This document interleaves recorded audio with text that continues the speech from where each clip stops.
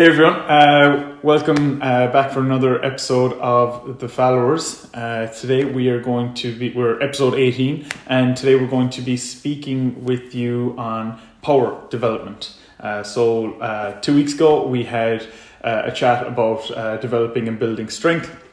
So now we're moving that dial on a little bit to speak about power development and increasing that and all the little bits to kind of consider around it. So where will we start with this, lads?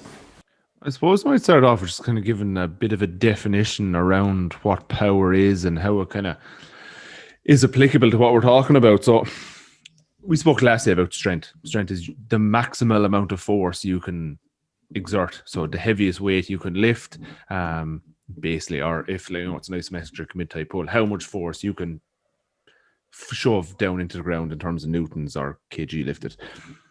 The opposite end of that spectrum then is speed, is how quickly you're moving or how quickly you're moving something. Power falls somewhere in between the two, and it's not always going to be exactly in the middle.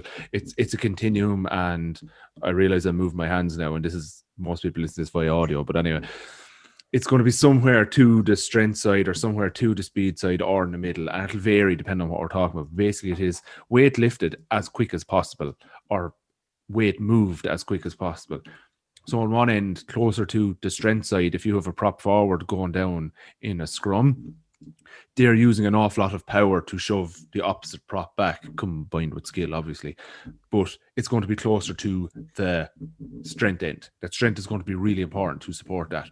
On the opposite side, if you're throwing a shot put, that's very much power, but it's going to be more so on the speed end, and an awful lot of your training will be more speed and explosive based to still generate the power as to how you throw the shot put.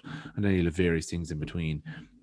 Generally, in terms of testing it, you'll use a vertical jump or a broad jump, sometimes a medicine ball throw, stuff like that.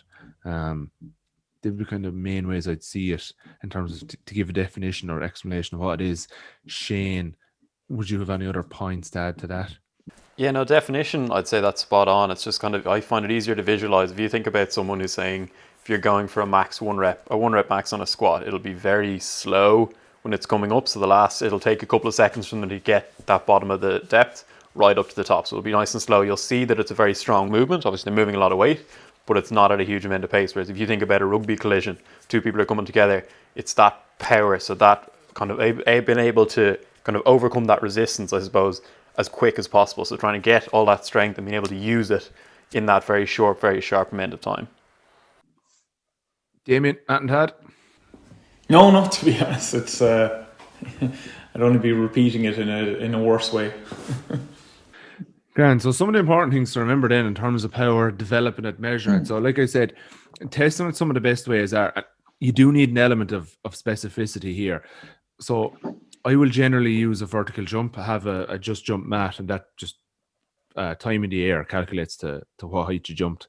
You can use a broad jump, so just leave a measuring tape on the ground and a stick, and that'll measure it for you. There will obviously be a technique component there that some people can land in a deeper squat and a learning effect, but it is still a decent measure of how powerful you are. If you're looking more at upper body power, then a seated medicine ball throw and just measure how far it goes. Obviously, it's a little awkward that you need someone with a good eye to see where the ball lands or whatever like that, but still decent enough. They're kind of your main ones. Otherwise, you're falling somewhere between max strength or closer to speed, but they're your kind of general ones. I'll give you a decent overview of an athlete or where an athlete is at. In terms of developing it then, there are numerous ways to go about developing it. You can kind of focus more on really, really basic lack of equipment and some jumps and some throws, or you can get much more complicated in terms of using the Olympic lifts, using all kinds of fancy equipment. The K box is something people use, and various resistance bands and everything that way.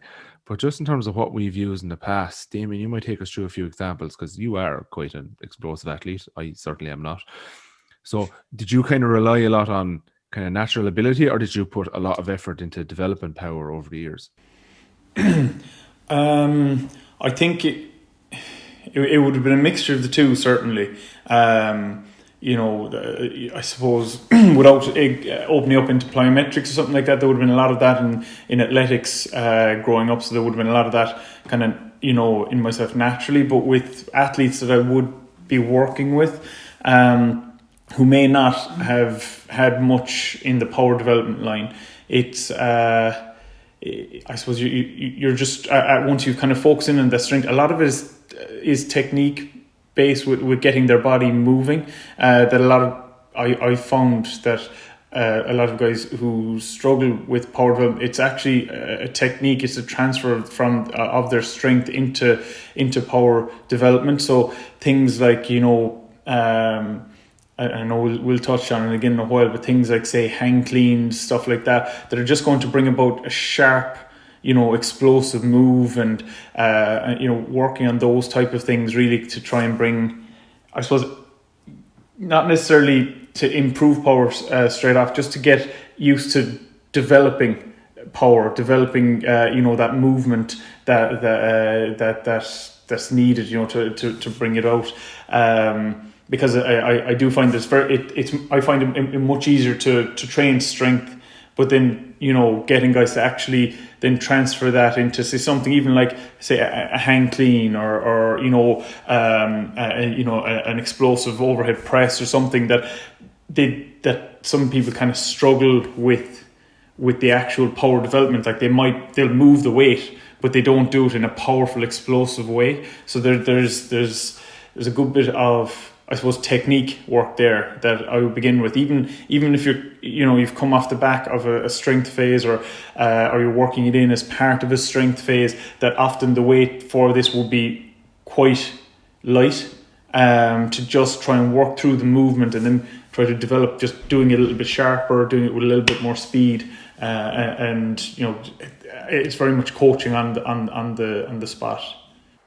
It's hard to get that across to athletes, that it's about the speed you're moving the weight and not just the weight. Like it's almost ingrained into them. They're like, no, if I can put more weight on and still do the movement, I'm progressing, I'm improving. But it's not about that. Like, athletes are almost conditioned, like, doing things quickly is for the pitch, doing things properly and kind of slowly, and trying to get as heavy as you can is for the gym. So it's even just I understand what you're talking about. It's very hard to get them to do that. And then if you do introduce things like hang clean, if you introduce them too quickly before they've kind of got that concept in their head, then they're just trying to do these extremely powerful, quick movements, but weights are too heavy. And if you try to do that slow, it's just going to lead to more injuries. And then it's a very hands-on type thing that you nearly have to be doing with very, very small groups of athletes. So it can be tough if you're in like a team-based environment, I feel anyway, or I found. Yeah, very same. I would actually, even on Damien's point of getting technique right there, I include 2 to 3 jumps in every session, on pitch, in the gym, whatever. And you'll find that if you do no kind of specific power development, just getting better at the skill of jumping makes a big difference to how their ability to exert force. You mightn't actually improve like fast twitch muscle or overall power in them, but just because the skill of jumping improves and I'm able to like throw their hips into it and move it a bit more speed or pace, massively improves how high they can jump, how far they can jump, whatever like that. And even in the case of just jumping onto a low box, just to get used to jumping and extending through the hip, or at a real basic level, throwing a medicine ball up in the air, just standing like on the pitch and throwing it as high as you can, will just get them used to, again, extending through the hip and real basic stuff like that. Some kind of key exercises we use then, we'll start kind of at a very low lack of equipment level and then slowly start building it up to a little more complex. Like I just mentioned, I will generally use jumps and throws if I have access to a medicine ball or a few medicine balls. The main jumps will just be your vertical jump. I try and use a box just because it eases the pressure when you're landing. Like if you're jumping onto a 12-inch box, it's just less force on your knees and ankles than jumping up and landing. A broad jump to a point can be a little tougher on the body. If you're on the pitch, it's that bit easier. And then just variations of that, whether it be jumping straight up, jumping forward, 2 legs, 1 leg. Slowly start adding in, maybe after a 6-week block, a little bit of plyometric-y style stuff where you're jumping, landing, and jumping immediately again. But even that's like, you don't even need to go that far with the majority of athletes. Sometimes I will start adding in jumping onto say 24-inch box, step down to a 12-inch one, and then drop off that to get used to sticking that landing, to get that kind of isometric hold there. I find a lot of athletes benefit from stuff like that. After maybe 6 to 8 weeks of strength work and building up a bit of proficiency to squat, I'll start doing some weighted squat jumps, but they will be so light. I won't even put a bar on someone's back. It'll be like 2 6 kg dumbbells and jump. And athletes are looking at you going like, it's only 12 kg. Like I'm able to squat 60 there. Why am I doing this? It's not about how heavy you lift here. It's about how high you can jump and how quickly you can do that movement. And you only need to very, very slightly overload that. And we're looking at a few studies that the best power development, if it is a weighted back squat, 20 to 30% is all you'll ever need. And you just wave between that 20 to 30% in different, like a couple of extra reps each week, or up the weight each week for 3 weeks, then drop it back down and wave it up again. Trap bar deadlift jumps are really good as well. They're hard to mess up. Yeah. And again, 20 to 30%, even like unless you're trap bar deadlifting above 140 kg for a few reps, I'm probably not even going to put weight on the bar when I'm doing trap bar deadlift jumps. Maybe then as well, if you've access to it, go maybe half what you normally do and stand on a band and just wrap that around the end, stand on the band and do your maybe 3 sets of 4, 3 sets of 5. But again, not grinding it up. Really encourage the athlete to quick, take a long break here now. Quick when you're lifting these reps up. At a basic level, they're the exercise I'm using. Go on, Shane. I like working with the bands as well because there's no real need to accelerate or to bring the weight up, because the more powerful you are and the further up, the more the band is pulling you down. So you're basically increasing the resistance by increasing your power. So as your power gets up, it gets more difficult. So you can continue to progress through without needing to kind of adjust the weight. So you can tell the people that they're all set there. Everyone's going to be on the same, kind of working off the same hymn sheet essentially. And then they're just trying to, and as they develop, the band kind of accommodates with them and it just becomes stronger and stronger. So it's constantly evolving. I love the band for the hex bar, especially the hex bar jumps.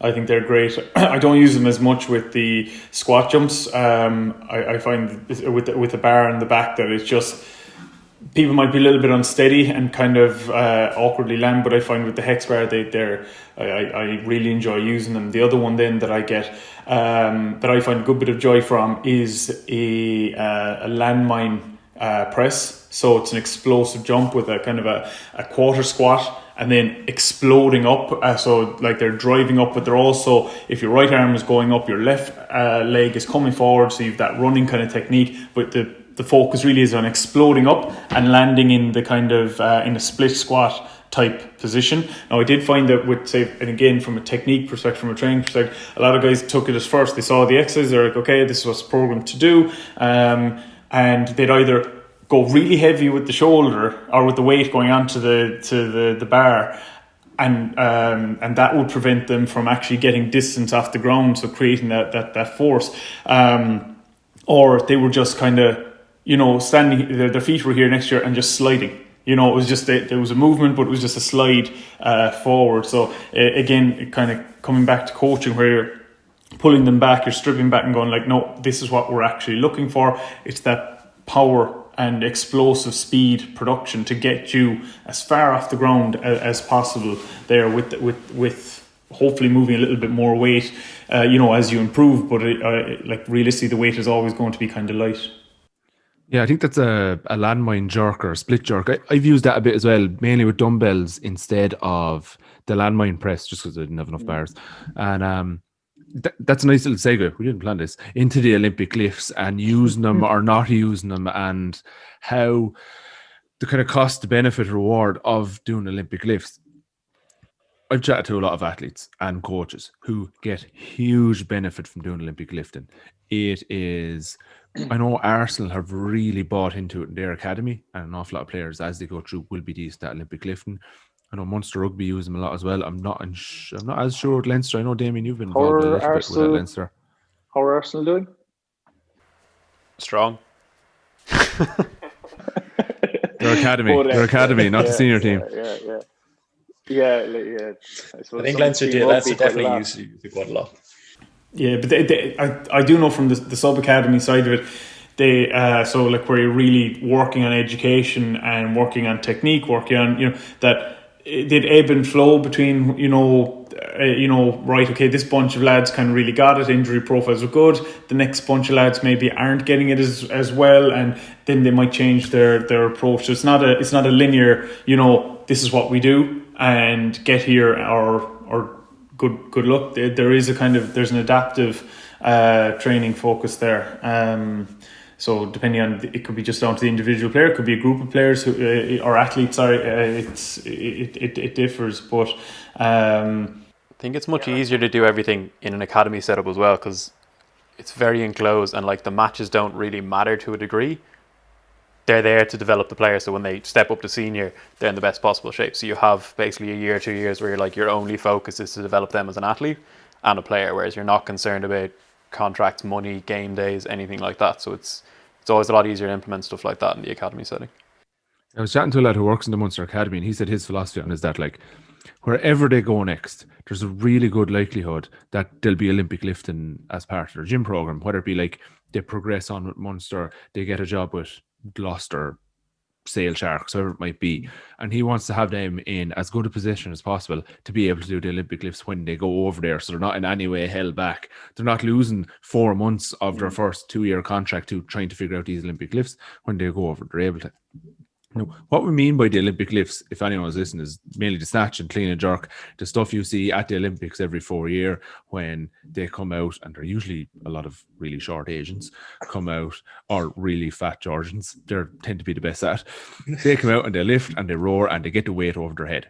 The clean and jerk is where they pick it up, catch it on their chest at the bottom of a squat, stand up, and then fire it straight over their head, usually with their feet split forwards and backwards. And the snatch is just where they go straight from the ground to straight overhead. Why they're really good for power development is because the majority of your power comes from your hips, mainly glutes, but some hamstring stuff as well. The Olympic lifts get the weight overhead by using their hamstrings and glutes. You generally pick it up as if it's just a bag of shopping or something, but they pick it up, bring it to their hips, and then using their hips kind of uppercut it either to their chest or overhead, and that's really, really good for power development. Bear in mind, they're doing it with 150 to 220 kg, and being able to do that with your hips and with some amazing technique and flexibility to get under the bar develops an awful lot of power. To get to that stage, those best Olympic lifters at the Olympics have generally been doing it for about 20 years. You're kind of selected at 4 years old when they see, oh, he's able to go into a really good squat. We're going to make him Olympic lift for the next 20 years of his life and just support everything to do that as well as possible. If to do that with a team athlete takes a lot of investment of time at the start. Now, if you're in the likes of an academy, Munster, Leinster, Arsenal, like I mentioned, you have a lot of access to the players and you know they're going to be with you for a period of time. It's more than worth putting in that investment of time, because Olympic lifting is something that it does more than develop power. It teaches good squatting and movement patterns. It teaches good coordination. It teaches you how to absorb weight, which is particularly important for rugby because of all the collisions and everything. It's also incrementally loadable. So you know that if you're snatching 50 kg this year and in 2 years' time you'll snatch 70 with similar speed, similar technique, you are getting stronger and more powerful from that. So it's a decent way to measure it all. That being said, if you're working with a team, and because the nature of GA soccer rugby tends to be reasonably short-term contracts, 1 year at a time, sometimes even less, it's very hard to put in all the time necessary to teach all the athletes how to Olympic lift properly, to get the benefit from it. Plus, like, it's a luxury to work with less than 15 players at a time when you're doing an S&C session. An awful lot of Olympic lifting can be necessary to go like 1-to-1 at times to try and bring someone up to that level. So you do have to kind of trade off between, is it worth putting in this time? We'll have access to these players over the next period of time to actually get good at all this, or is it just, what are the simplest things I can implement now to develop power as kind of a means to an end? Mm-hmm. And that's very much focused so far, Murph, on the top end athletes, where the majority of, I suppose, you know, those people, those men and women will have coaches. They will have somebody there who's watching them. If they have questions, they can come to them very easily. But the thing is that people see these exercises being done. They know they're being done. If they do their own research, they see, oh, this is what the Leinster program is. This is what, you know, the Dublin program is. Whatever it might be, you know, and they just go, oh, well, I will just take that and apply it to myself. And we see it at club rugby, club Gaelic football. I see it in those areas massively. People kind of thinking that, oh, I'm doing the exercise, so I'm doing a clean and jerk, and they shouldn't be doing, what they're doing is incorrect and dangerous, and they don't necessarily see it that way. They kind of think like, oh, it's like going under the bench press. I just bring the bar down and back up, and that's it. They take a very kind of a simple approach to it, and not that it needs to be complicated or anything, but that they don't. I often see that, and it is actually more so with guys that I've seen this as well, is that they don't kind of pull back. There's still that little bit of, I know that I can squat this amount. Why can't I? Of course I'm going to be able to. Or I can deadlift this amount. Of course I'm going to be able to clean this other amount.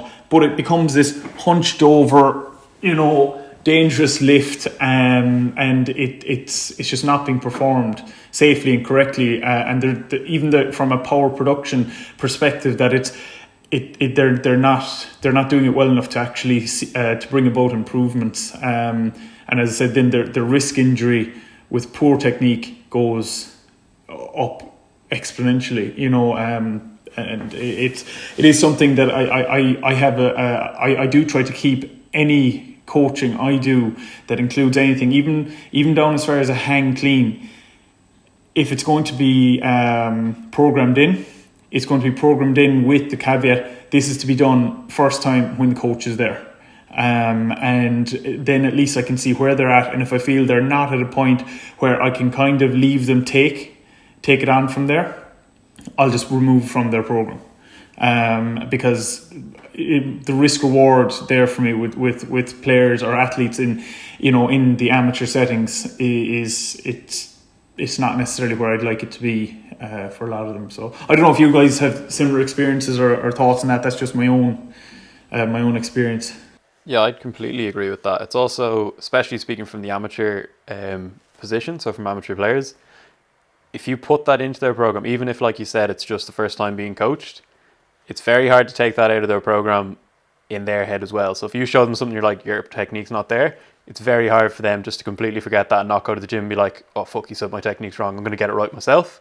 And that's when you lead to like a lot of injuries. And it's very, as you kind of touched on, it's very hard to validate to a manager or a selector when they're like, okay, well, Johnny's going to be out for 6 months because he hurt himself trying to clean snatch. And you're like, why was he doing that? I was like, well, I told him not to.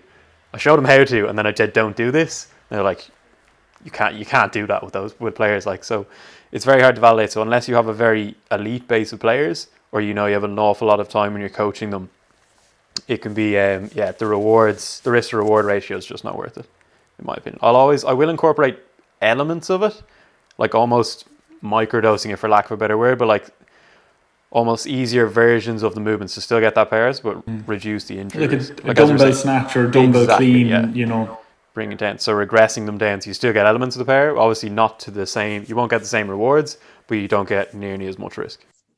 Yeah, dumbbell split jerk is a nice one. It lets you know fairly early what players have a bit of coordination and stuff too, so you can see that in it. But it does take a bit of coaching and be like, no, this needs to be fast, not like grind it over your head. I have seen it suggested that you would spend maybe 4 to 6 weeks basing your warm-up around the basic movement patterns, like just getting front squatting, just getting overhead squatting, maybe doing some hang cleans with a stick or a bar, and that serves as your warm-up, gets players used to loading the hamstrings and that snap through the hips. That can be a way of incorporating it, provided you have enough dowels, enough bars, enough space to do it, although not always possible. I feel it's something, if you were to be constantly coaching Olympic lifting like on regular, I feel you'd almost, as yourself as a coach, feel the need to be continuously Olympic lifting yourself as well. So if it wasn't hugely incorporated in my training, you'd have to be going through the movements constantly to be able to demo effectively, to be able to just be confident that you're delivering the best Olympic lifting sessions that you can. And that's very time consuming to be good at. Like the top tier Olympic lifting coaches are going to be very good Olympic lifters in their own right and very immersed in that. Like they're almost going to be solely Olympic lifting coaches, not with all the other elements of S&C that we'd deal with as well. Yeah. If you want to see some examples of absolutely horrific Olympic lifts, follow a few of the college and high school. Damien O'Sullivan. I've a decent snatch. Screw you guys. Is that a euphemism? Some of the high school and college American football programs are absolutely horrific technique. It's just grind the bar up as high as you can, dive under it as quick as you can with your knees at about 1 meter apart, and just try not to snap-on collarbone while you're getting underneath it. Well, there's that, and and not to beat down on it, because I do think it's a cool thing for people to do and to get interested. But CrossFit, not all CrossFit coaches are created the same. Not all CrossFit coaches are pay attention to as much attention as they should to newbies, or to people who just joined and stuff. And it is amazing the amount of people who do get injured, and this isn't to bash on CrossFit by any means. I think it's pretty cool, but it's there's a lot of people who might be coming in at a very basic level, and they're part of their WODs are to perform right at a light weight, but these Olympic lifts, like some of these people do not have any baseline to be working that from, and I just. It's something I've always kind of questioned about it. And then it's for time as well, so it's adding pressure and adding, like as you said, there's an awful lot of elements of CrossFit that I think are really cool, but there is that constant worry with things like that. Yeah, we actually have a CrossFit coach lined up to come on either next week or the week after to dig into CrossFit a bit more. So, which again, a nice little segue there, Damien. That'd be fun. I think the workout grace is 30 clean and jerks as quick as you can, and like 60 kg for men, 40 kg for women. Like 30 clean and jerks is a massive week of lifting. And you have people approaching this who struggle to deadlift 60 kg well, definitely can't press it or jerk it with any kind of decent technique, and may even struggle to get into a front squat, and now they're going doing 30 of those as quick as possible. There's a lot of issues that can be thrown up there. That being said, if they know how to clean and jerk really well and have been shown how to with a coach under supervision of a coach, then brilliant, absolutely brilliant. Let them out; they'll get a lot of development from that. When you see it in the games, it's fairly spectacular. It's pretty amazing when you see the top dogs do it. It's unbelievable. A couple of CrossFit athletes have actually made the Olympics in terms of their quality of Olympic lifting. Yeah, or even just watching the national competitions here, there's some frightening athletes competing in CrossFit competitions here in Ireland, and it's a joy to watch. It's such a fascinating event, and it kind of has that whole kind of American football thing, where there's just a load of people around shouting, and screaming at you to keep going or do push yourself and all that. But it's it's almost like it is a team sport, in a lot of ways, even though it's individual, but it's team sport in some senses too. But it's not everyone is going to be at that top level, or it's just and it is that's the only area that I do kind of have a question mark around, is those beginning WODs and stuff that people just are not conditioned to work through, but yet this stuff is still programmed in for them. The other thing that I think is, it's never really mentioned with power, but I think it's one of the most pure examples of power in action, is if you look at a golf swing for maybe not someone like a Bryson who's kind of a huge machine of a man, but say if you look at Tiger in his prime, it's an unbelievable amount of force being generated in not even a second to drive that ball 310 yards. And it's so pure, and it doesn't have to be, there's so many people who are don't look that strong or wouldn't look like huge people who can just drive a ball a mile by getting that power generated so quickly, and their technique and their ability to administer force at that pace is just, it's really cool to watch. Yeah, brilliant example. Just, I want to move away from Olympic lifts now as well, but just if anyone does want to find out more about that, some resources I'd recommend are Juggernaut Training Systems. Since what's his name, Chad Leslie-Smith has brought on Max Ayeta. Since he's come on there, their quality of Olympic lifting stuff is brilliant. The drills to do, how to progress stuff, some of the program stuff is excellent. Quinn Hennock is worth looking up. He's a really good book on it, as does Greg Everett of Catalyst Athletics. So if you want to find out more, they're really good. If you want to find out some crazy, astonishing achievements by an Irishman, check out Clarence Kennedy on YouTube and Instagram, because he is an absolute freak. He's mad, man. He is mad as a brush. That point on golfing is brilliant. I went to college with a fellow, Michael Carroll, actually. He's Fit for Golf. That's his handle. Yeah. On Twitter. He's over in California, I think, and he does an awful lot of work with golfers. He's an awful lot of tour players now, I think. as well. Yeah, he does. And he just really focuses on increasing mobility in your upper back and hips, but overall increasing the amount of force you can develop. Get stronger. And once you're strong, look to increase the speed you can move that weight at. Just like loading hamstrings, hips, being not even like banging out a ton of core work rotational, just being strong through your cores. You're not losing power as you're turning there. Like even Rory McIlroy has some drive for like a reasonably slight, not slight, but not a massive man.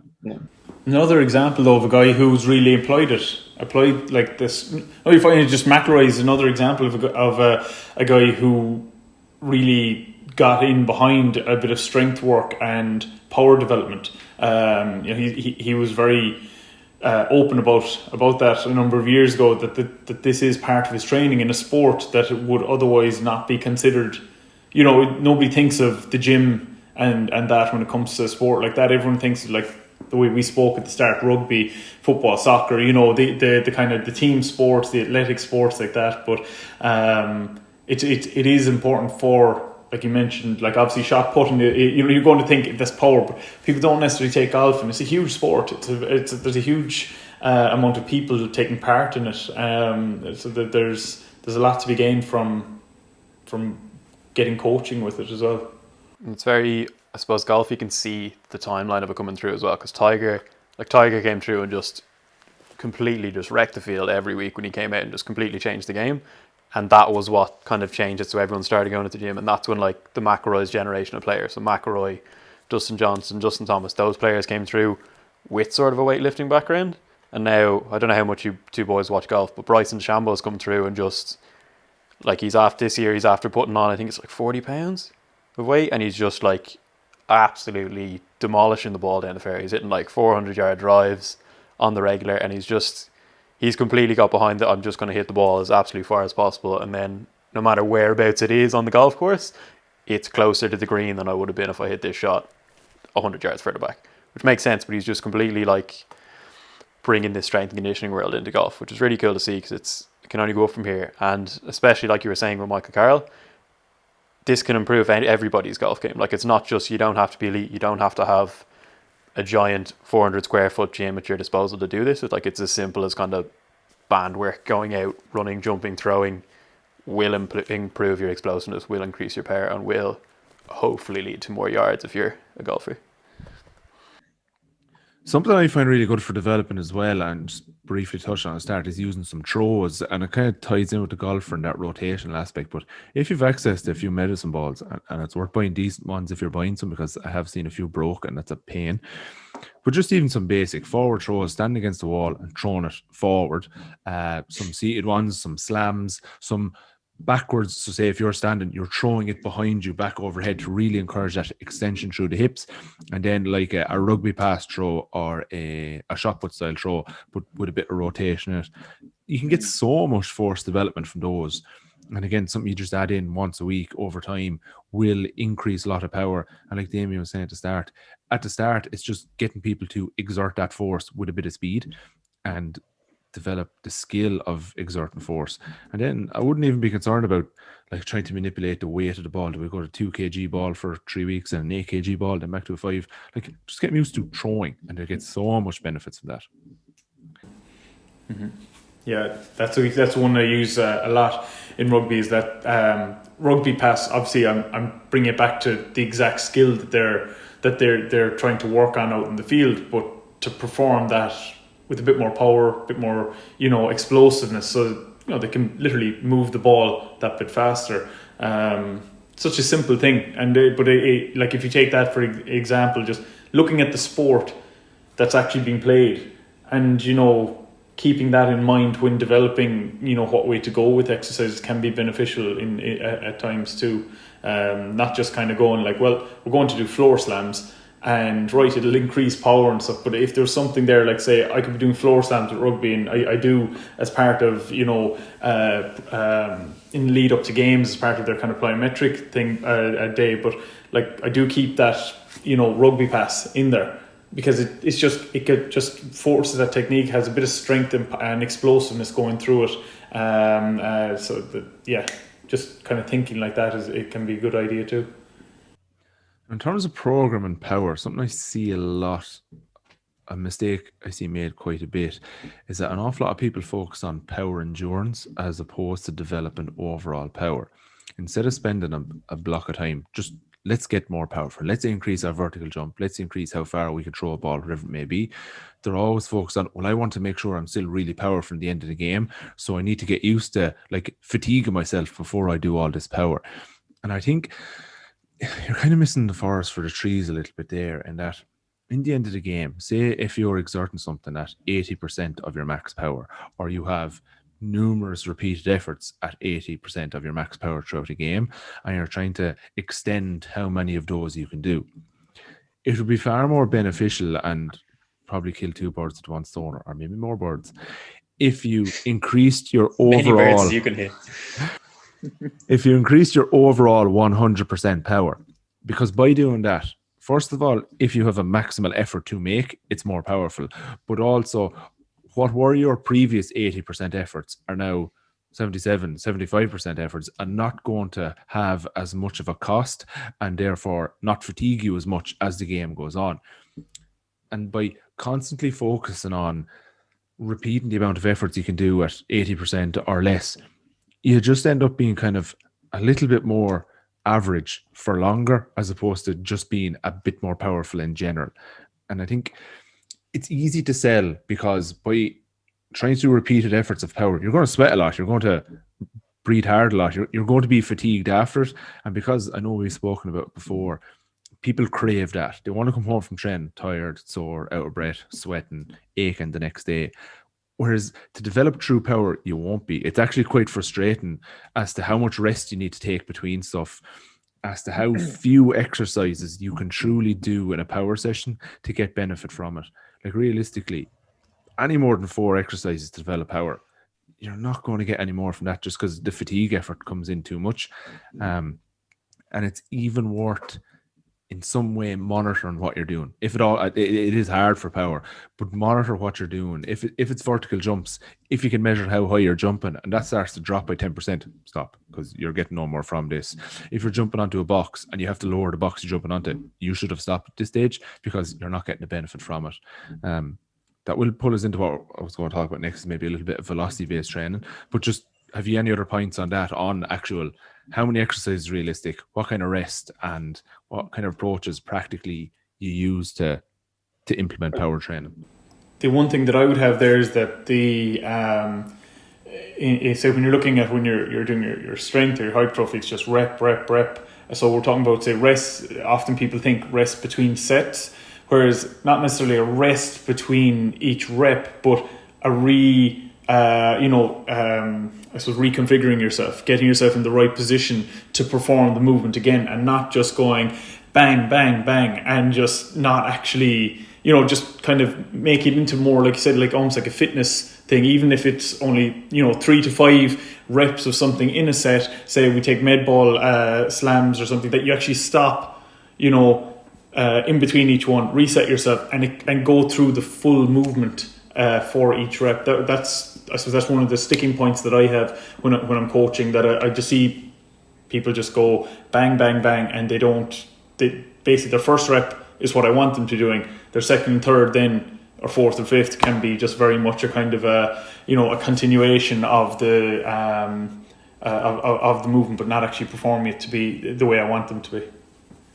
Yeah, that's a really good point. I'd say the exact same. If you're doing 3 sets of 5, it's almost 15 individual exercises.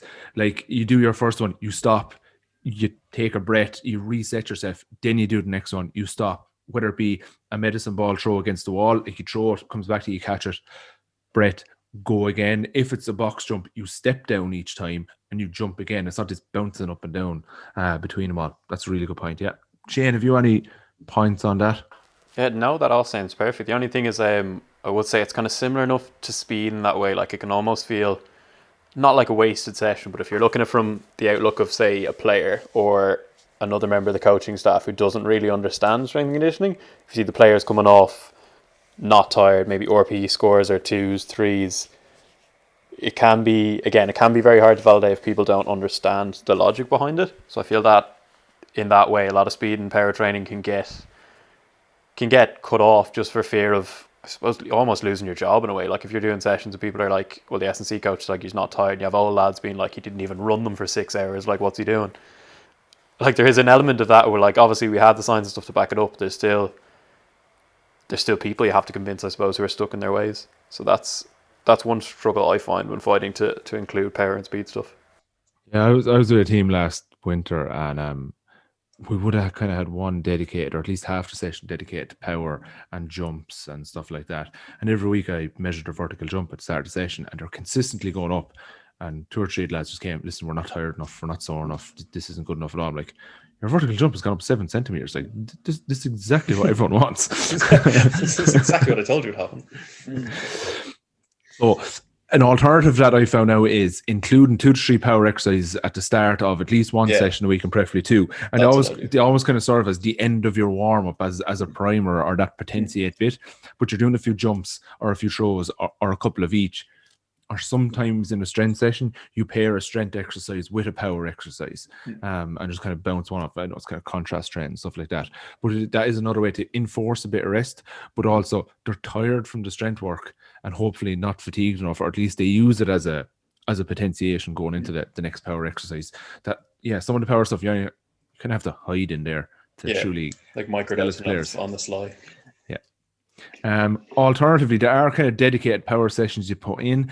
They're hard sells. They're also hard to program because you need everyone quite fresh going into these, and it's hard to get fresh players at a time of the season when you want them to be developing power.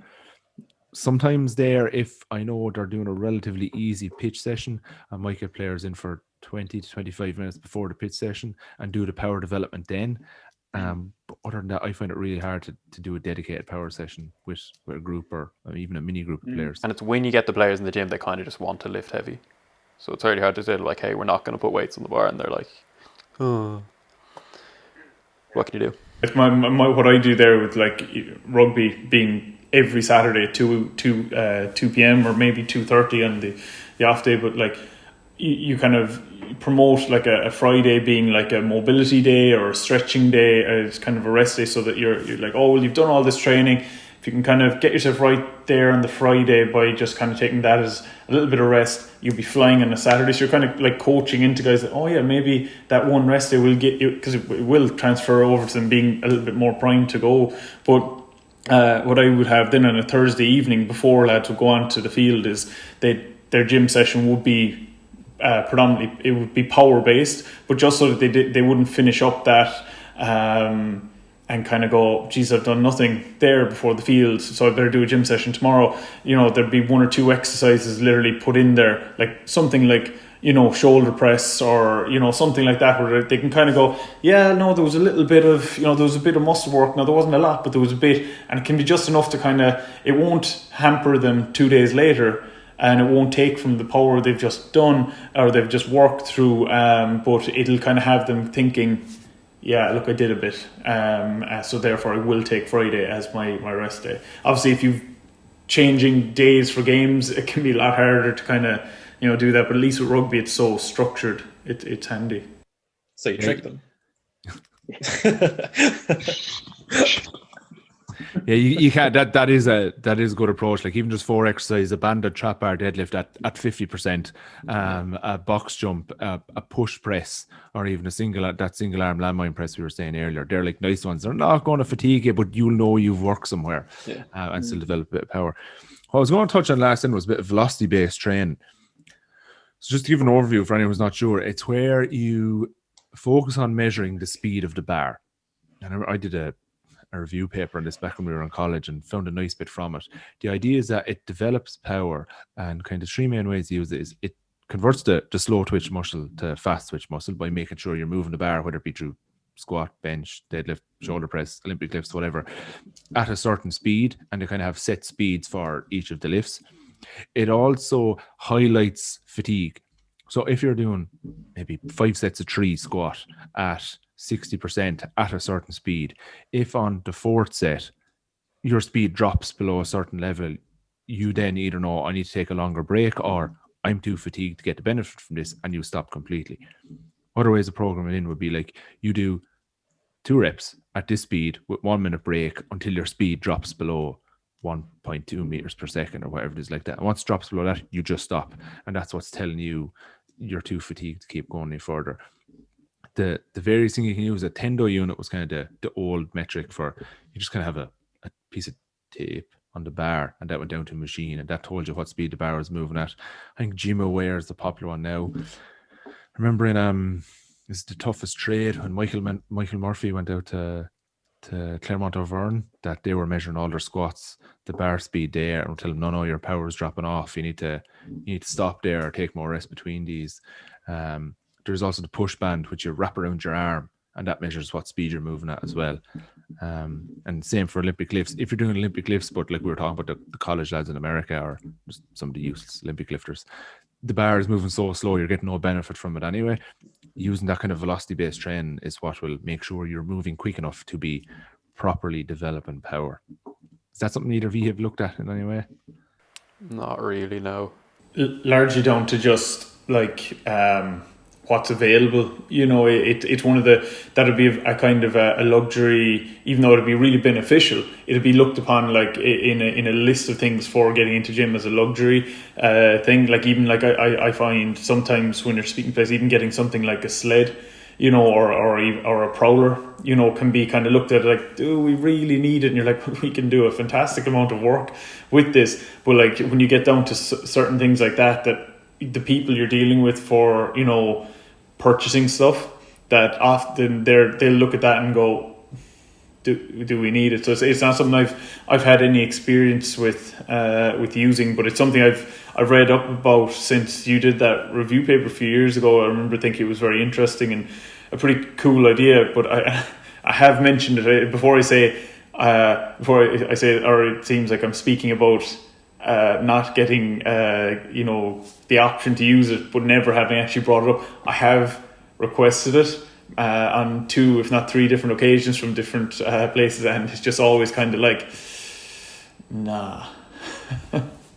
It is even like, I think along that line, there is a lot more equipment that you could do a lot more with that would come higher on your shopping list than the velocity-based measure. If you're an athlete working at home, there are iOS apps. I think they're like €12. And if you can set up a phone, or if you train in the gym at home, which has obviously become more popular, you can just plot or pick out the bar, anchor the center point of the bar on it, and that will measure reasonably accurately, like how accurate is accurate anyway, reasonably accurately the speed of the bar. And that is a method you can put in. Obviously, to go buy a Tendo unit or a GymAware is ridiculously expensive. Again, for an individual who's properly into their training and does do an awful lot at home, a push band isn't outrageously expensive. So something you could possibly look into. About 200. Yeah, I mean, when you're looking at long-term training, it's something. It's kind of like, you know, if you're buying an Olympic barbell, it's going to cost you over 200 quid. You know, exactly. And you're not going to look at that and go, it's along those. Yeah, exactly. It's along the same lines. Yep. I haven't a whole pile more to add there. Anything else we want to go back over?